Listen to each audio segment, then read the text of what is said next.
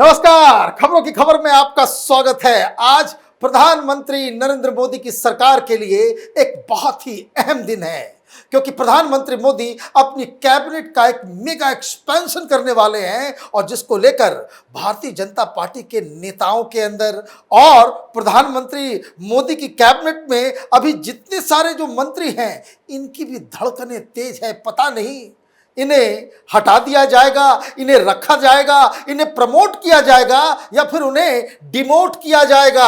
हमारे पास कुछ एक्सक्लूसिव जानकारियां हैं जिससे आपको समझ में आएगा कि प्रधानमंत्री मोदी किस तरीके से 2024 के लोकसभा चुनाव और अगले साल राज्यों में जो चुनाव होने वाले हैं उसकी रणनीति वो किस तरह से बना रहे हैं। फिलहाल जो प्रधानमंत्री की कैबिनेट में 53 मेंबर्स हैं, कानून के मुताबिक 81 मंत्री हो सकते हैं, मतलब 28 लोगों की वैकेंसी अभी खाली है।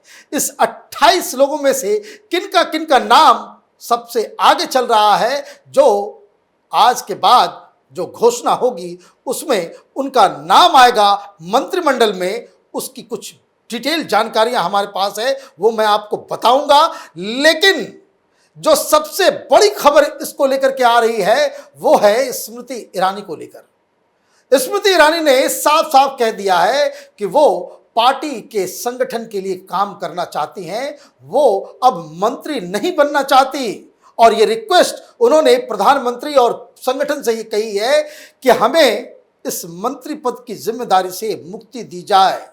अब इनके इस रिक्वेस्ट को प्रधानमंत्री मोदी मानते हैं या नहीं मानते हैं वो तो आगे पता चलेगा। लेकिन सवाल ये उठ रहा है कि स्मृति ईरानी ने आखिर इस तरह का ख्वाहिश उन्होंने क्यों जताई है, क्यों ये रिक्वेस्ट किया कि हमें मंत्री पद नहीं चाहिए।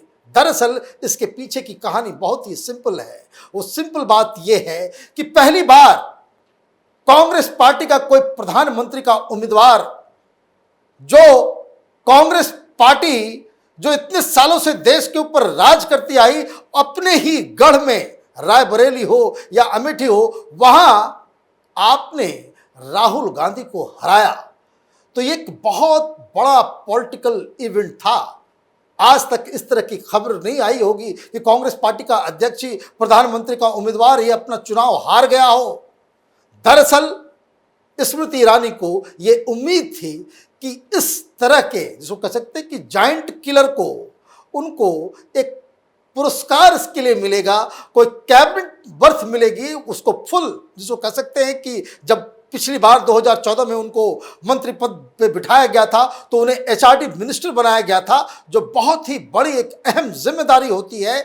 लेकिन इस राहुल गांधी को हराने के बाद उन्हें महिला विकास मंत्रालय दे दिया गया, जिससे वो थोड़ी सी, जिसको कह सकते हैं, मायूस जरूर हुई। लेकिन स्मृति ईरानी तो एक फाइटर है और उन्होंने ये फैसला किया है कि वो संगठन के लिए काम करेंगी, मंत्री पद से वो मुक्ति चाहती हैं। तो ये एक बड़ी खबर बीजेपी के कैंप से आ रही है। दूसरी बड़ी बात यह है कि प्रकाश जावड़ेकर साहब को, जो इस वक्त इंफॉर्मेशन एंड ब्रॉडकास्टिंग मिनिस्टर हैं, उनकी छुट्टी होने की खबर आ रही है। साथ ही साथ और भी कई सारे बड़े लीडर्स के नाम आ रहे हैं, जैसे रमेश पोखरियाल साहब जो एचआरडी मिनिस्टर हैं, उनको भी बाकायदा उनसे ये मंत्रालय लिया जाएगा। वो इसलिए लिया जाएगा क्योंकि संघ के लोगों को लगता है कि जो आइडियोलॉजिकल काम जो करना चाहिए था वो एचआरडी मिनिस्ट्री वो नहीं कर पा रही है। और जो सबसे एक और अनूठी सी खबर आ रही है कि अनुराग ठाकुर, हिमाचल प्रदेश के युवा नेता, इनको इनकी जिम्मेदारी और बढ़ाने की बात हो रही है, उन्हें इंफॉर्मेशन एंड ब्रॉडकास्टिंग मिनिस्टर बनाने की बात चल रही है। अब ये सारी चीजें क्यों हो रही है, ये एक्सपेंशन का मतलब क्या है, इसे भी समझना जरूरी है। संविधान के मुताबिक 81 टोटल मंत्री बन सकते हैं, 53 अभी हैं, तो 53 हैं तो इसका मतलब यह है कि कई सारे ऐसे मंत्री होंगे जिनके पास बहुत सारी जिम्मेदारियां हैं। जैसे रविशंकर प्रसाद हैं, उनके पास लॉ मिनिस्ट्री भी है, उनके पास आईटी मिनिस्ट्री भी है, उनके पास टेलीकम्युनिकेशन की भी जिम्मेदारी है। तो इतनी सारी जिम्मेदारियां तो उनको कुछ न कुछ उनसे मुक्ति दी जाएगी। इस तरह के तमाम जो लीडर्स हैं, जो मंत्री हैं, जिनके पास एक से ज़्यादा डिपार्टमेंट है, तो उनसे डिपार्टमेंट लिया जाएगा और उसकी तैयारी, पूरी रूपरेखा तैयार कर ली गई है। लेकिन जब भी कोई कैबिनेट एक्सपेंशन होता है तो उसके पीछे राजनीतिक कारण होते हैं। कई सारे लोग जो अच्छा परफॉर्म नहीं कर पा रहे हैं, जो मंत्रिमंडल के अंदर बैठे हुए हैं, उनको मंत्री पद से हटा के उन्हें संगठन में लगाया जाएगा। जैसे कि प्रकाश जावड़ेकर साहब, बताया जा रहा है कि मीडिया और सोशल मीडिया का काम भारतीय जनता पार्टी उस तरीके से नहीं कर पा रही है जितना करना चाहिए, तो इसकी जिम्मेदारी प्रकाश जावड़ेकर को शायद दी जा सकती है। ऐसा इसलिए किया जा रहा है क्योंकि जो कैबिनेट की जो रूपरेखा है उसमें कई सारे राज्य हैं जहां चुनाव होने वाले हैं, उनका रिप्रेजेंटेशन बढ़ाने की बात कही जा रही है। वो उन राज्यों का नाम है उत्तर प्रदेश है, उत्तराखंड है, पंजाब है, हिमाचल प्रदेश है, गुजरात है, गोवा है, जहां अगले साल चुनाव होने वाले हैं। तो इनमें इन राज्यों में से लीडर्स को यहां लाया जाएगा। सबसे बड़ी बात, कुछ नए चेहरे जो भारतीय जनता पार्टी को ज्वाइन किए हैं, जैसे जतिन प्रसाद हैं, ज्योतिरादित्य सिंधिया हैं, इन लोगों को मंत्रिमंडल में रखा जाएगा। साथ ही साथ असम के चीफ मिनिस्टर जो रह चुके हैं सोनोवाल साहब, उनको हटा के हेमंत बिस्व शर्मा को चीफ मिनिस्टर बनाया गया, तो उनके लिए भी एक कैबिनेट बर्थ जो है वो ऑलरेडी इसको माना जा रहा है कि उनको यहाँ पे दिल्ली में एडजस्ट किया जाएगा। इसी तरीके से सुशील मोदी हैं, जो डिप्टी चीफ मिनिस्टर थे बिहार में, वहाँ पे उनके खिलाफ ही विद्रोह हो गया था पार्टी संगठन में, तो उनको भी दिल्ली में मंत्री पद पे बिठाया जाएगा। ये सारी जिम्मेदारियां हैं। अगर लिस्ट की अगर हम बात करें कि कौन कौन से लोग, नए चेहरे जो अलग अलग राज्यों से जिनको जगह मिल सकता है, तो वो आप देखिए। अनिल बनूली साहब का नाम सबसे ऊपर है, ये उत्तराखंड से आते हैं। प्रताप सिन्हा कर्नाटका से, जगन्नाथ सरकार, शांतनु ठाकुर और नीतीश प्रामाणिक, ये 3 नाम आ रहे हैं वेस्ट बंगाल से। ब्रजेंद्र सिंह हरियाणा से, राहुल कसवान राजस्थान से, विजयंत जय पांडा ये उड़ीसा से आते हैं। ये कुछ दिन पहले तक पटनायक साहब की पार्टी में थे, बहुत ही इंपॉर्टेंट लीडर हैं। दिल्ली से 2 नाम चल रहे हैं, एक तो मीनाक्षी लेखी का और दूसरा प्रवेश वर्मा का। ये 2 नाम दिल्ली से हैं। सुशील मोदी के बारे में हमने बता ही दिया, बिहार के डिप्टी चीफ मिनिस्टर थे। महाराष्ट्र से नारायण राणे का नाम कैबिनेट में शामिल होने का बताया जा रहा है। साथ ही साथ भूपेंद्र यादव मोदी साहब के कैबिनेट में होंगे। भूपेंद्र यादव बहुत ही इंपॉर्टेंट लीडर हैं आज के दिनों में भारतीय जनता पार्टी के। इनको बताया जाता है कि वो अमित शाह के बहुत ही खासम खास एक कॉन्फिडेंट हैं, और कई सारे जब भी चुनाव होते हैं किसी भी राज्य में, उसमें इनकी बहुत ही अच्छी भूमिका होती है, और उसी का शायद इनाम मिल रहा है कि इनको एक कैबिनेट बर्थ जो है वो मिलेगा। इसके अलावा वरुण गांधी, रामशंकर कथेरिया, अनिल जैन, रीता बहुगुणा और अपना दल से अनुप्रिया पटेल, इन लोगों की भी बातचीत चल रही है कि इन लोगों को प्रधानमंत्री नरेंद्र मोदी अपनी कैबिनेट में जगह देने वाले हैं। मतलब ये कि कुछ लोगों की छुट्टी होगी और कुछ नए चेहरे आएंगे। लेकिन अच्छी बात यह है कि ये जो नए चेहरे जो नजर आ रहे हैं, 1-2 को अगर छोड़ दें तो काफी यंग कैबिनेट प्रधानमंत्री मोदी चाहते हैं, और ये चाहते हैं कि ये जो एनर्जी के साथ जो लोग काम कर सकते हैं, 24/7 अपने मंत्रालय को समय दे सकते हैं, इस तरह के लोगों का चुनाव प्रधानमंत्री मोदी कर रहे हैं।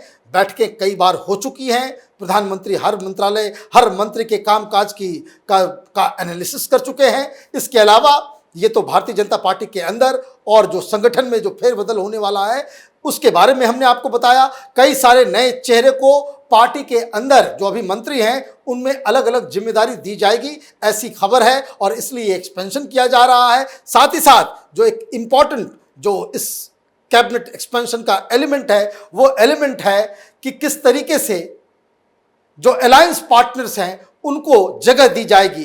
तो एक तो पासवान साहब की मौत के बाद आपने देखा किस तरह से एलजेपी में बिहार में ही आपस में ही ये लोग लड़ पड़े, बवाल मच गया। तो अब यह खबर आ रही है कि पशुपतिनाथ पारस को बाकायदा रामविलास पासवान की जगह मंत्री बनाया जाएगा।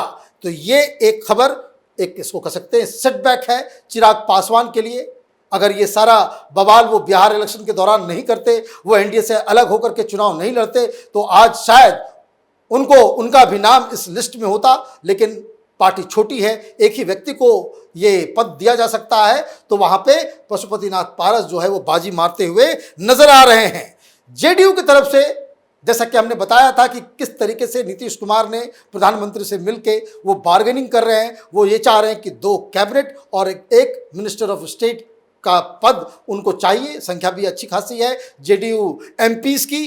तो ये ललन सिंह, रामनाथ ठाकुर और संतोष कुशवाहा, ये 3 लोग हैं जेडीयू के लिस्ट में जो नीतीश कुमार ने दिए हैं कि इन लोगों को कंसिडर किया जा सकता है। आखिरी फैसला प्रधानमंत्री मोदी ही करेंगे। तो ये सारी चीजें, ये सारी कवायद जो चल रही है वो इसलिए चल रही है कि प्रधानमंत्री मोदी ये जो अभी 4-5 राज्यों में जो चुनाव होने वाले हैं, चाहे वो पंजाब हो, गुजरात हो, उत्तर प्रदेश हो या फिर उत्तराखंड हो, इन जगहों पे ये बीजेपी के लिए बहुत, पंजाब को अगर छोड़ दें, बीजेपी के लिए ये नाक का सवाल है।